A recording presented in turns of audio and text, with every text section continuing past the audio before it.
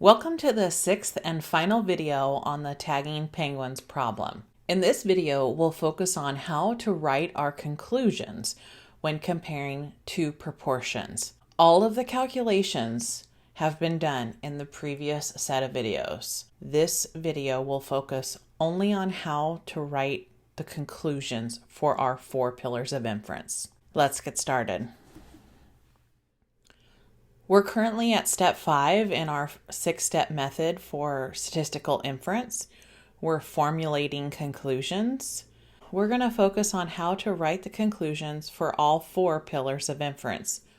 To review, here are the 4 pillars of inference. Significance, how strong is the evidence? Generalization, how broadly do the results apply? Estimation, how large is the effect? Causation, can we say what caused the effect? In case this is your first video in this series, let's review the problem statement. Are metal bands used for tagging harmful to penguins? Here's the information from the actual study. In the study, reliability of flipper-banded penguins as indicators of climate change, researchers investigated if metal bands used for tagging were harmful to penguins with a sample of 100 penguins near Antarctica. All of these penguins had already been tagged with the radio frequency identification chip, and the researchers randomly assigned 50 of them to receive a metal band on their flipper in addition to the RFID chip. The other 50 penguins did not receive a metal band. Researchers then kept track of which penguins survived for the 4.5-year study and which did not. The researchers found that 16 of the 50 penguins survived in the metal band group, and 31 of 50 penguins survived in the control group, or the group with no metal band. Let's review our hypotheses and sample statistic. The null hypothesis for this problem was there is no association between the survival rates of penguins and the metal bands. The metal band had no effect on penguin survival. Symbolically, we looked at comparing the difference in proportion of penguins that survived in the control group to those in the metal band group, and that was equal to 0 for the null hypothesis. The alternative hypothesis was there is an association between the survival rates of penguins and the metal bands. Penguins are more likely to survive if they do not receive a metal band. Symbolically, we would write the alternative hypothesis as the difference in proportion of penguins that survived in the control group versus the metal band group would be greater than 0, since they would be more likely to survive if they did not receive a metal band. Our sample statistic, which was the difference in conditional proportions of success or survival rates, was 0.3. Let's start writing our conclusions. First up is the pillar of inference, significance. Remember, this is how strong is the effect. Based on the p-value from your analysis, do these observed results from the actual study provide convincing evidence that metal bands have a harmful effect on penguin survival? Use a significance level of 5%. Explain the reasoning process behind your conclusion. In the previous video, we calculated the p-value to be 0.0013 and our standardized statistic or z-score of 3.01. Our p-value of 0.0013 is considered to be a small p-value, and therefore that provides strong evidence against the null. Similarly, a z-score of 3.01 is considered to be a large standardized statistic and would also be strong evidence against the null hypothesis. Our p-value of 0.0013 is less than our significance level or alpha of 0.05, which would allow us to reject the null hypothesis. Remember, if we reject the null hypothesis, we're also saying that we're going to support the alternative hypothesis. When we write our conclusion is always about the alternative hypothesis. Let's look back to see what our alternative hypothesis is again. Our small p-value allows us to reject the null hypothesis and support the alternative. So essentially, we are able to support that there is an association between the survival rates of penguins and the metal bands. Specifically, they're more likely to survive if they don't receive a metal band. Since our p-value is less than alpha, there is sufficient evidence to conclude that there is an association between the metal bands and penguin survival. Penguins are more likely to survive without a metal band. So in other words, since we have such a small p-value, there is fairly strong evidence to show that the metal bands are in fact harmful to penguins.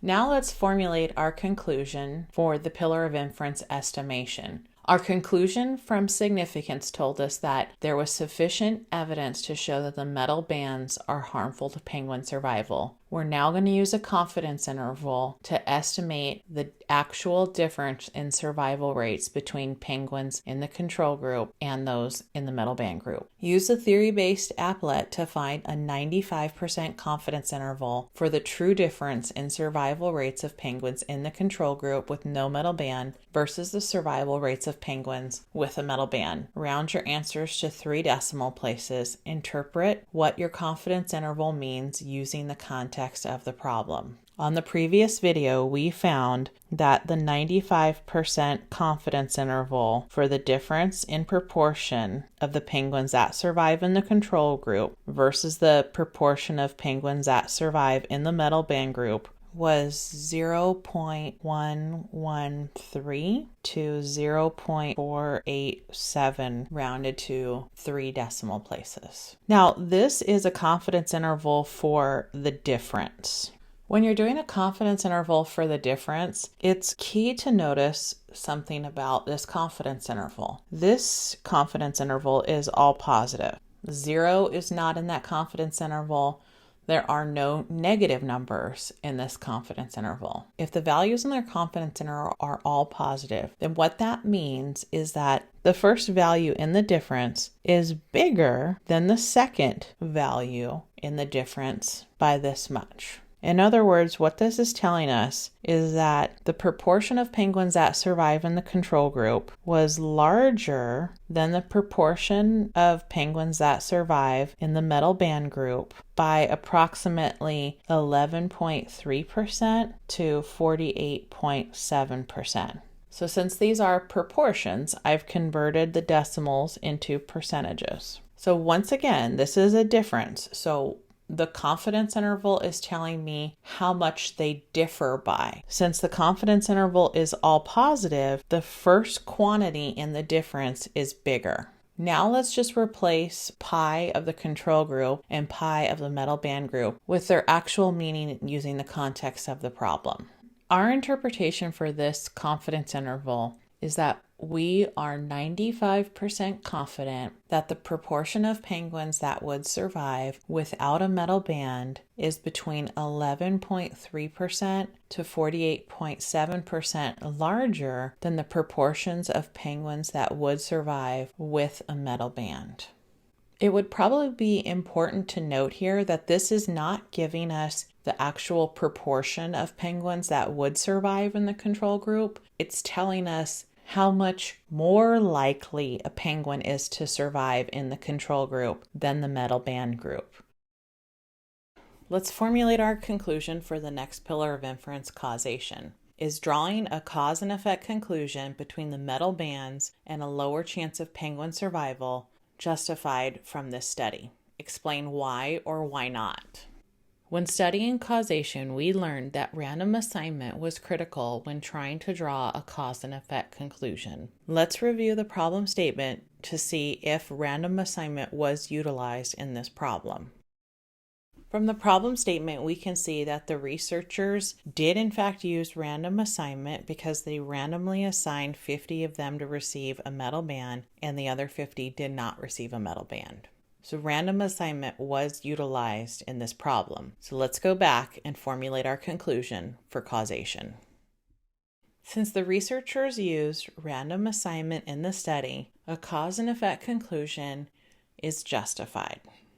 Now, if we combined our causation and our conclusion from significance, we would say, since our p-value is small, 0.0013, there is strong evidence to show that the metal bands are causing a lower chance of penguin survival. Our small p-value allows us to conclude that the result is significant. It's the random assignment that allows us to conclude what is causing the effect. Now let's formulate the conclusion for the last pillar of inference, generalization. Would it be appropriate to draw a conclusion to the entire penguin population? Explain why or why not. Let's recall that when we were learning about generalization, we learned that the sampling technique was critical as to how far our results could apply to the population. Specifically, we learned that a random sampling technique allows for the broadest application of the results to the population. Let's go back to the problem statement to see what sampling technique was utilized in this study. Looking back at the problem, we see that the researchers used a sample of 100 penguins near Antarctica. It's not too clear from this problem statement if it was a random sample or exactly what sampling technique was used. If I wanted to know more details, I would probably need to look at the original study to see how they sampled from their population. So we know that they sampled 100 penguins near Antarctica. Let's use this information to make our conclusion about generalization. From the problem statement, the study involved 100 penguins near Antarctica. That's not all penguins in the world. There are penguins found all over the world, in the Arctic, in New Zealand, in parts of Africa, etc. The problem statement does not specify what species of penguins were used, and it's unclear if random sampling was utilized. All of this information is probably covered in the actual study, but I'm just limiting myself to the actual problem statement. Taking all of this into consideration, our conclusion for generalization would be, it is reasonable to apply the results to penguins near Antarctica, but maybe not all species of penguins. Even though this study may not apply to all species of penguins, let's not lose sight of the big picture. If the study shows the metal bands are harmful, it would be best not to use them on any species of penguins. Finally, we've reached the sixth and final step of our six-step investigative process. This is when we look back and look ahead. When you look back, consider the design of the study. Comment on how the different aspects of the design of the study impacted or limited the scope of the conclusions that should be drawn from the study. When you look ahead, suggest improvements to the study that would broaden the impact of the study's results. I'll leave those to you. That's it for this video. Thanks for watching.